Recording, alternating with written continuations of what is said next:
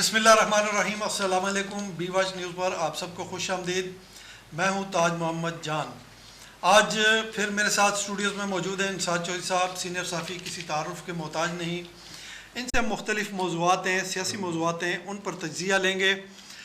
सबसे पहले चौधरी साहब, मैं आपका शुक्रिया अदा करता हूँ और इसके साथ दर्द बढ़ता ही गया जूं जूं दवा की, दर्द बढ़ता ही गया जूं जूं दवा की। तो ये दवा करने के बावजूद दर्द जो है ना बढ़ रहा है। हमारे मुआशी हालात, सियासी हालात, सियासी इस्तेकाम की कोशिशें की जा रही हैं, लेकिन सियासी इस्तेकाम आने की बजाय इसमें मज़ीद अबतरी और ख़राबी पैदा हो रही है। मेरा मतलब आप समझ गए होंगे कि मौलाना फजलुर रहमान और जमीयत उलमा इस्लाम के अमीर वो भी खुलकर जो है ना सामने आ गए हैं। हम उस पर तबसरा नहीं करेंगे उन्होंने क्या कहा, किसको निशाना बनाया, लेकिन ये मैं जानने की आपसे कोशिश करता हूँ कि जो कुछ उन्होंने फरमाया अपने जलसों में, पाकिस्तान को उसका फ़ायदा होगा या नुकसान होगा? साहिद साहब, बहुत शुक्रिया। मैं समझता हूँ कि बिल्कुल आपने इंतहाई नाजुक मौजू के ऊपर जो है ना गुफ्तगू आपने फरमाई है और मेरी तवज्जो भी इस तरह मबजूल करवाई है। जैसा कि आपको मालूम है कि मौलाना फजल रहमान ने जो पेशावर में जलसा किया और उन्होंने जो ज़ुबान इस्तेमाल की, लहजा तो सख्त था ही, लेकिन जो अल्फाज उन्होंने इस्तेमाल किए हैं वो भी इंतहाई मैं समझता हूँ कि सख्त इस्तेमाल किए हैं। स्पेशली फिर उन्होंने जो पाकिस्तान का जो एक आम अदारा है उसके ऊपर उन्होंने बड़ी खुल के जो है ना वो बात भी की है और तनकीद भी की है, जिसको मैं समझता हूँ कि मौलाना फजल रहमान को ऐसा बिल्कुल ना तो कोई इख्तियार है, तो ना ही मैं समझता हूँ कि उनके पास इस चीज़ का कोई मैंडेट है कि वो इस तरह की वो बात करते। अगर आपके पास कोई सबूत है जो आप, मेरा मतलब है, उनके ऊपर इल्ज़ामात लगा रहे हैं, जो मैंडेट चोरी का मेरा मतलब है कि आप विला कर रहे हैं, और हालांकि आपकी जो शिकस्त है वो आप पूरी दुनिया के सामने है, पूरे पाकिस्तान के लोगों के सामने है कि आप और आपके जो कैंडिडेट हैं वो पाकिस्तान तरीके इंसाफ से आ रहे हैं। उसमें आपको ना तो हरवाया गया है, तो ना ही आपके साथ मेरा मतलब है कि इस तरीके का कोई वादा भेद लिया गया था। लेकिन अगर वादा भेद लिया भी गया था आपसे, जैसा कि आप, मेरा मतलब है कि दबे अल्फाजों में इसका इजहार भी कर रहे हैं, तो आप वो कौम के सामने लेके आए, बजाय इसके कि आप पाकिस्तान के एक आम अदारे पर जो तनकीद करें और उसको कमज़ोर करने की कोशिश करें। मैं समझता हूँ ये किसी लिहाज से भी बेहतर नहीं है। पाकिस्तान आर्मी ने कई मरतबा जो है अपने तर्जमान के ज़रिए ये बात बड़ी वाज़िया की है कि हमारा सियासत से कोई लेना देना नहीं है, और हमारे ऊपर जो सियासी जमातें तनकीद करती हैं उनको जो है अपनी आइनी हदूद में रहना चाहिए। ये जो बातें हैं, अभी पिछले दिनों जो प्रेस कॉन्फ्रेंस हुई थी उस पर भी उन्होंने मौलाना फजल रहमान ने कहा कि 2 घंटे की लंबी चौड़ी जो है वो तकरीर की गई है, जबकि उसमें यही बात समझाने की कोशिश की गई थी कि सियासी जमातों को जो है अपनी आइनी हदूद में रहें और हमें जो अपनी आइनी हदूद है उसके बारे में हमें ना बताया जाए। जी चौधरी साहब, इस पर जो है ना सबसे बेहतरीन जो हल है उसका वो ये है कि जितनी भी सियासी जमातें हैं, जमीयत उलमा इस्लाम, जमात इस्लामी, जो इस वक्त मैदान में उतरी हुई हैं, धांधली के ख़िलाफ़ जो ना वो रैलियाँ निकाल रही हैं या जो भी दीगर उनके मसले मसाइल हैं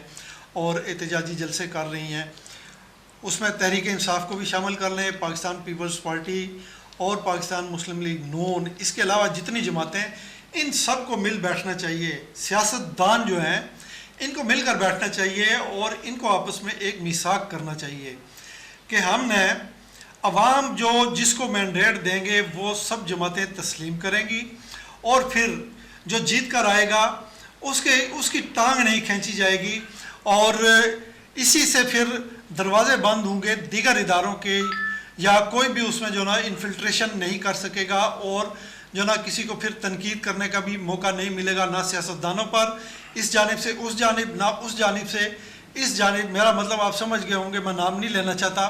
तो ये तनकीद के दरवाजे बंद हो सकते हैं। सिर्फ एक उसका हल है कि जितने भी सियासतदान हैं और सियासी जमातें हैं इनको मिल बैठ कर एक मिसाक करना चाहिए कि हमने अवाम जो मैंडेट देंगे उसको जो है ना तस्लीम करना है, चाहे वो किसी भी जमात को दें। चौधरी साहब क्या कहेंगे? साहिब साहब, बात तो आपकी बिल्कुल दुरुस्त है कि तमाम सियासी जमातों को भी और से हमारी जितनी भी सियासी जमातों के साथ सियासतदान मुंसलिक हैं, इनको एक ऐसा मैं तो समझता हूँ कि तरीक़ाकार वज़ा करना चाहिए कि ये जो हम बाद में इलेक्शन जीतने के बाद या इलेक्शन हारने के बाद इल्ज़ाम तराशी करते हैं, ये बिल्कुल बंद होने चाहिए।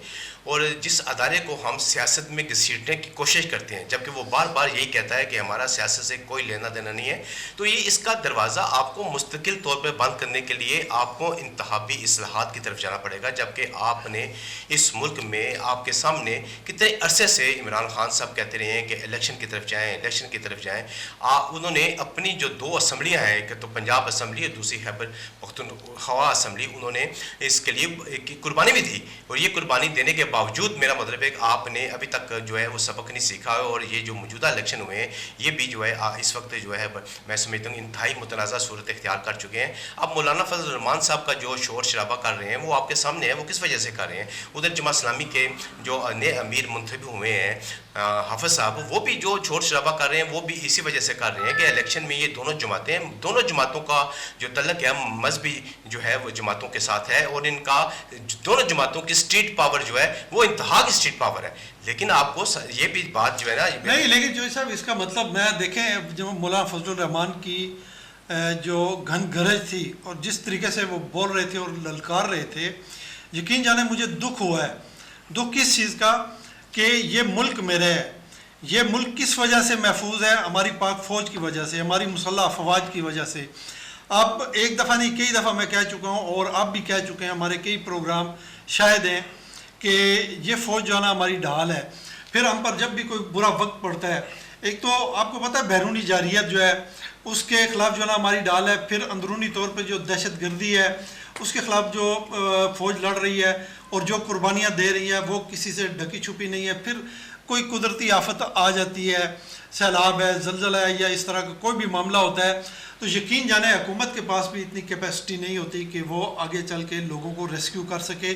उसमें फिर हमारे काम यही फ़ौज आती है और इस फ़ौज को इस तरीके से ललकारना और इस तरह इस पर तनकीद करना, ये अपने आप को नोचने वाली बात है। अच्छा, एक तरफ तो ये, दूसरी तरफ पाकिस्तान तहरीक इंसाफ जो कुछ कह रही थी, मैं ये समझता हूँ कि इस वक्त जमीयत उलमाए इस्लाम और जमात इस्लामी उससे कोई 2, 4 या 6 हाथ आगे जाके ना सियासत कर रहे हैं और तनकीद कर रहे हैं और ऐसे मौज़ूआत जो ना ऐसे मामलात को छेड़ रहे हैं जिनकी वजह से पाकिस्तान तहरीक इंसाफ और उसके जो कारकुन हैं उनको जो है ना जेलों में पाबंद सलासिल किया गया है। उससे मिलते जुलते ये मामलात हैं, बल्कि उससे बढ़ कर हैं। जो सब क्या कहेंगे ताज साहब? देखें, गुजारिश ये है कि जैसे कि आपने फरमाया ना कि जमीयत उलमा इस्लाम के जो अमीर हैं मौलाना फजल रहमान और जमात इस्लामी के जो अमीर हैं हाफिज़ साहब, हाफिज़ नईमुर रहमान साहब, बिल्कुल रहमान साहब, उन्होंने जो गुज़श्ता दिनों जो बातें की हैं वो पाकिस्तान तहरीक इंसाफ के जो चेयरमैन इमरान खान या उनकी जो जमात है उससे 2 कदम आगे चल के उन्होंने जो है ना वो बात की है। 2 कदम आगे चल के उन्होंने जो बात की है वो भी आपके सामने है। लेकिन मैं साथ साथ आपको ये भी यहाँ पे याद दिलाता जाऊँ कि पाकिस्तान को आज कायम हुए जो है वो 76 साल का अरसा बीत चुका है। इन 76 सालों में अगर आप बगौर जायज़ा लें, माजी की तरफ आप झांकने की कोशिश करें, तो आपको नज़र आएगा कि ये जो दोनों जमातें हैं ये कभी भी अक्सरियत में नहीं रही हैं। इन दोनों जमातों ने ज़्यादा से ज़्यादा, मेरा मतलब है 4-6 के जो इन्होंने जो सीटें जो हैं वो लेते रहे हैं। अब आके अगर आप ये शोर मचाने की कोशिश कर रहे हैं कि हमें जो है इक़्तिदार के अंदर जो है ना वो क्यों बाहर निकाला गया है, तो ये बात कोई समझ में आने वाली बात नहीं है। जैसा कि आपने कहा है कि पाक फ़ौज के ऊपर जो उनकी मौलाना की जो तनकीद है वो जो है वो मैं समझता हूँ कि आपने उसको कहा है कि ये नहीं होनी चाहिए, क्योंकि पाक फ़ौज एक हमारा वो अदारा है जो हमारे मुल्क की सलामती का, हमारी जोग्राफियाई, हमारी नज़रियाती सरहदों का मुहाफ़िज़ है। और पाकिस्तान अगर का वजूद आज है तो वो पाकिस्तान आर्मी की वजह से है। और पाक आर्मी के ऊपर जो है मैं समझता हूँ तनकीद जो है वो किसी सूरत जो है ना वो नहीं होनी चाहिए, नहीं होनी चाहिए। बिल्कुल चोई साहब, आप बिल्कुल दुरुस्त कह रहे हैं। इस पर जो ना बहुत सारी जेतें हैं चोई साहब, जो कुछ उन्होंने कहा एक एक पॉइंट जो ना वो अगर बताया जाए और उस पर तबसरा किया जाए तो एक तो उससे वक्त भी बहुत ज़्यादा कंज्यूम होगा और फिर जो ना ये मुनासिब भी नहीं लगता कि जो कुछ उन्होंने कहा है उसको दोहराया जाए। लेकिन जैसा कि मैंने कहा है कि ये हमारे सियासतदानों को भी जो ना थोड़ा सा बैठ के अपने अंदर जो ना एक इत्तेहाद पैदा करना चाहिए और मिसाक जो ना तमाम जमातों का होना चाहिए। और किसी भी के लिए भी फ़ौज के लिए, जैसे वो कहते हैं ISI है या उसका कोई विंग है जो सियासत में मुदाखलत करता है, वो फिर नहीं करेगा। जब आप जो ना मुत्तफिक होंगे, आवाम का मैंडेट मानेंगे, एक दूसरे का एहतराम करेंगे, तो फिर किसी को क्या पड़ी है कि वो आके मुदाखलत करे सियासत में। बहरहाल जो साहब, दूसरा मौजू, कश्मीर में अपनी नौयत का पहला बड़ा एहतजाज जो है ना वो अपने ज़ोरों पर है।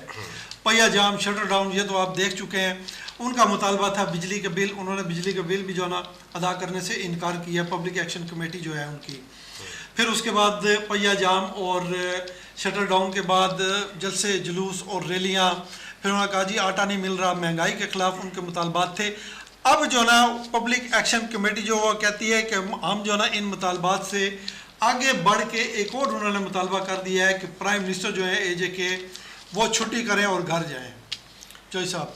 ताहिर साहब, गुजारिश है कि इस वक्त आज़ाद कश्मीर में आपने देखा होगा कि पूरा जो आज़ाद कश्मीर है वो शटर डाउन हो चुका है। वहाँ पे पहिया जाम हड़ताल है और लोग जो हैं वो सरापा एहतजाज बने हुए हैं मौजूदा हुकूमत के ख़िलाफ़। मौजूदा हुकूमत जो है जब से बरसरे इक़्तिदार आई है उसने वहाँ आवाम की फ़लाह बहबूद के लिए कोई जो है ना वो इक़दाम नहीं उठाए हैं। ना उसने बुनियादी सतह से लेके ऊपर की सतह तक अगर देखा जाए तो उसकी कारकर्दगी जो है वो बिल्कुल सिफर रही है।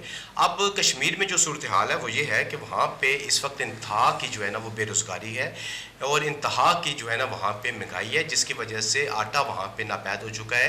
लोग जो हैं वो बिजली के बिलों के में कीमतों के में इजाफे की वजह से बिजली के बिल देने से कासर हैं। और वह आज़ाद कश्मीर का जो आवाम है और इस वक्त आज़ाद कश्मीर के जो लोग हैं वो वहाँ पे जो अपनी ज़िंदगी है वो इंतहाई कसमापुरसी की सूरत में बसर कर रहे हैं, जिसकी वजह से ये लावा जो है अब पक कर बिल्कुल तैयार हो चुका है। और वो लोग आज अगर सड़कों पर किसी वजह से आए हैं तो वो अपने बुनियादी हकूक़ ना मिलने की वजह से हैं। लोगों ने कहा है कि जब तक हम ये मौजूदा जो प्राइम मिनिस्टर हैं इनवारुल हक, इसको जब तक घर नहीं भेज सकेंगे हमारी जो है ना तहरीक ख़त्म नहीं होगी। और जैसा कि आपने बताया कि ये पब्लिक एक्शन कमेटी जो है उन्होंने भी कहा है कि इस वक्त आज़ाद कश्मीर के अंदर जब तक कोई नया सियासी सेटअप नहीं आ जाता, बल्कि उन्होंने तो एक यहाँ तक भी मुतालबा किया है कि मौजूदा ये जो हुकूमत है इसको घर भेज कर आज़ाद कश्मीर में जो है वो नए इलेक्शन जो है वो करवाए जाएँ ताकि आवाम की मुंतखब नुमाइंदा जो है वहाँ पर हुकूमत आए जो आवाम के मसाइल जो हैं वो हल कर सकें। जी जी बिल्कुल। जो साहब, वहाँ के जो अवाम है आज़ाद कश्मीर के, एक तरफ आप देख लें कि पंजाब में आटा रुल रहा है खेतों में। आटे से मुराद मेरा गंदम की बहुत बड़ी बम्पर क्रॉप, इस पे मुझे कुछ कहने की ज़रूरत नहीं है। और हमारे गोदामों में भी सरप्लस गंदम जो है ना वो पड़ी हुई है और बिल्कुल साथ जुड़े हुआ है हमारा ये AJ और वहाँ के अवाम जो है ना वो आटे के ना मिलने की वजह से सरापे एहतजाज है। इसी तरह बिजली और महंगाई। और एक और जो ना मैंने अपने व्लॉग में शायद आपको बताया था कि देखें ना, ज़्यादती जो है वो वाकई हो रही है कश्मीर के अवाम के साथ कि 10 अरब रुपए मालियत के फ़िल्ट्रेशन प्लांट जो चीन ने गिफ्ट किए थे, तकरीबन 6 माह हो गए हैं वो इस्लामाबाद में जंग आलूद हो रहे हैं। और ना पाकिस्तान के किसी हुक्मरान को, हमारी यानी वफाकी हुकूमत को तौफीक हो रही है और ना आज़ाद कश्मीर की हुकूमत जो है ना उसको तौफीक हो रही है कि वो फ़िल्ट्रेशन प्लांट उठाए और आज़ाद कश्मीर के 10 या 12 अजला जो हैं वहाँ पे वो नस्ब होने हैं और उससे 10 लाख से ज़ायद लोग जो है ना उन्होंने मुस्तफ़ीद होना है, उनको साफ़ पानी मिलना है जो इस वक्त जो है ना महरूम है साफ़ पानी से।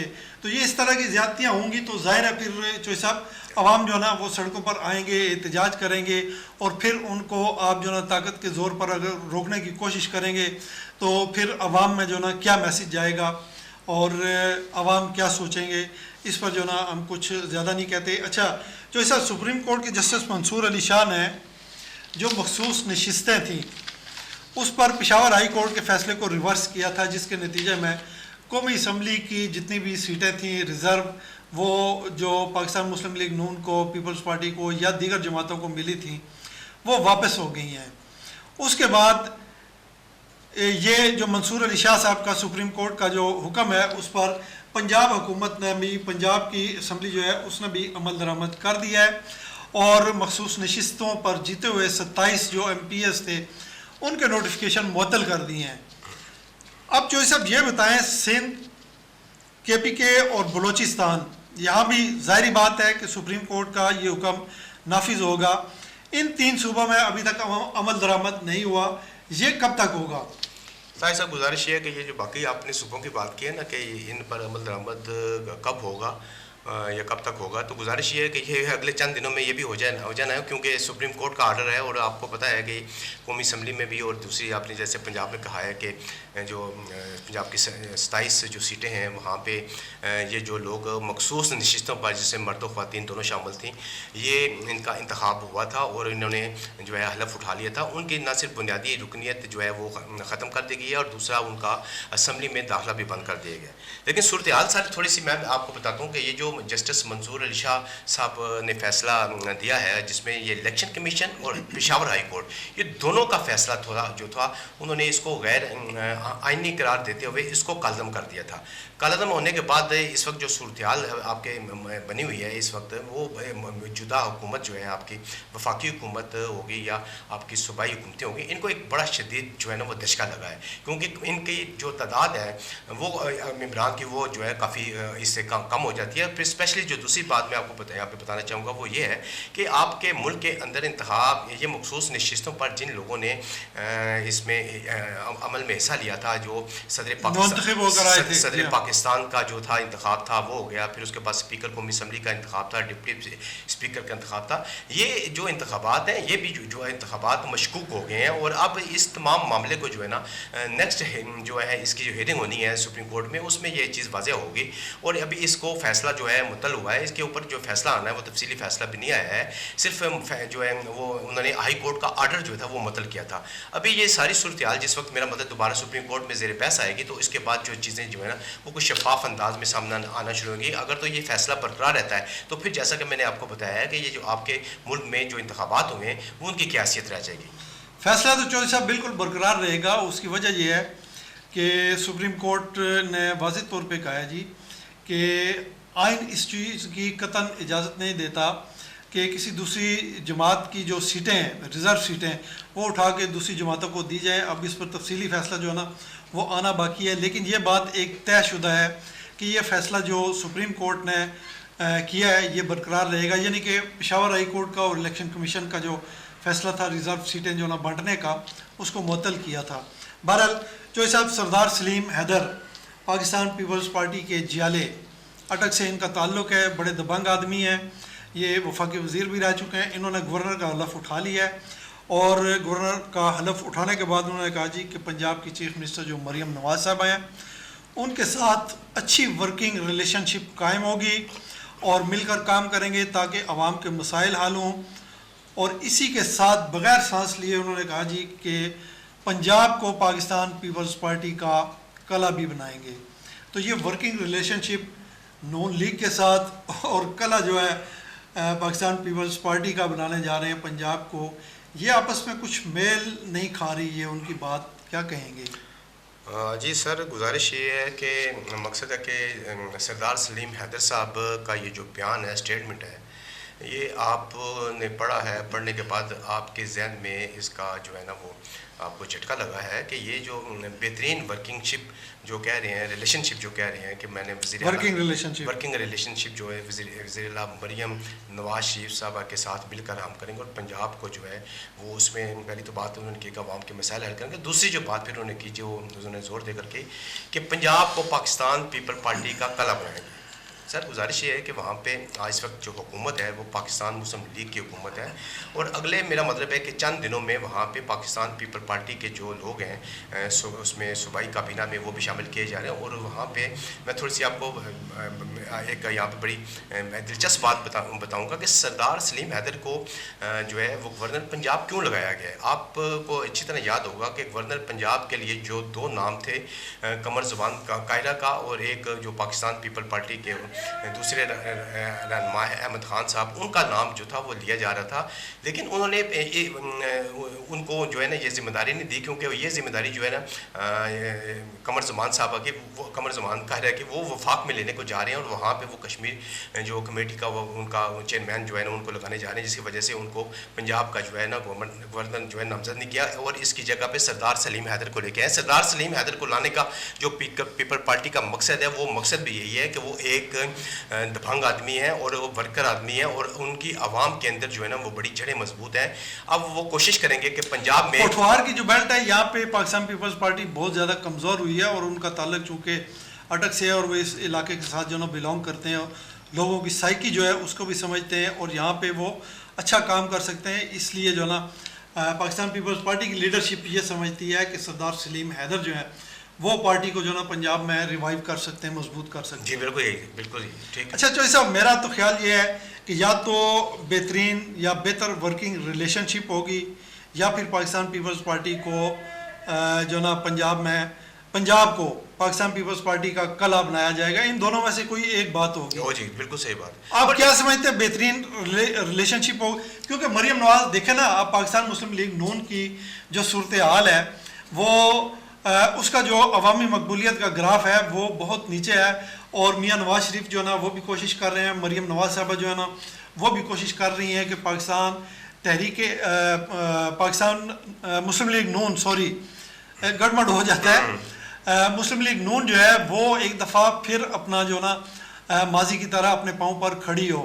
तो ऐसे हालात में वो अलाउ करेंगी गवर्नर को कि वो पंजाब को जो है पीपल्स पार्टी का कला बनाए और वसाइल इस्तेमाल करें हुकूमत के?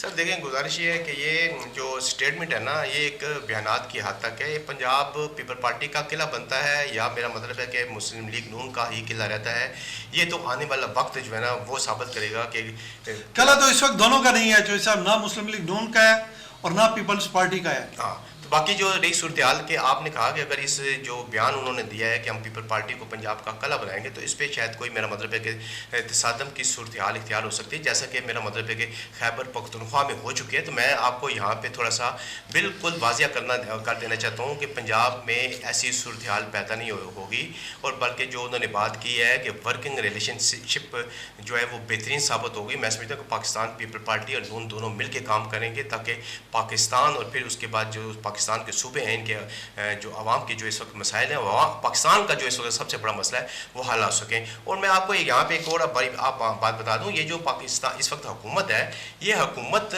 भी जो है ये मैं आपको बताऊँ कि जिस वक्त नवाज शरीफ साहब को हुकूमत ये दी जा रही थी तो उन्होंने इस हुकूमत को लेने से इनकार कर दिया था। उन्होंने इसकी ऑफ़र पाकिस्तान पीपल पार्टी को दी कि आप ये हुकूमत बना लें, तो उन्होंने भी ये हुकूमत लेने से इनकार कर दिया था। फिर इन दोनों कुव्वतों को समझाया गया, बुझाया गया आसफ अली जरदारी के ज़रिए कि ये आप क्या कर रहे हैं, अगर आपने हुकूमत नहीं बनानी है तो हम इमरान खान साहब को तो हुकूमत देने से रहे, आप में से ही दोनों में से कोई बनानी पड़ेगी। अगर आप भी नहीं बनाते तो फिर हम तीसरी जो है कुव्वत वो जो है वो आ सकती है। तो मैं समझता हूँ कि इस मौके पर आसफ अली जरदारी साहब ने इंतहाई दानिशमंदाना इकदाम उठाते हुए बड़े मियाँ साहब को समझाया है अकल के और होश के नाखुन लें और ये आप जो है ना हुकूमत आप शक नहीं करना चाहते, आप पीछे हट जाएँ, अपने भाई को आगे लेके आए। और आज आपने देखा कि वही चीज़ आपके सामने है।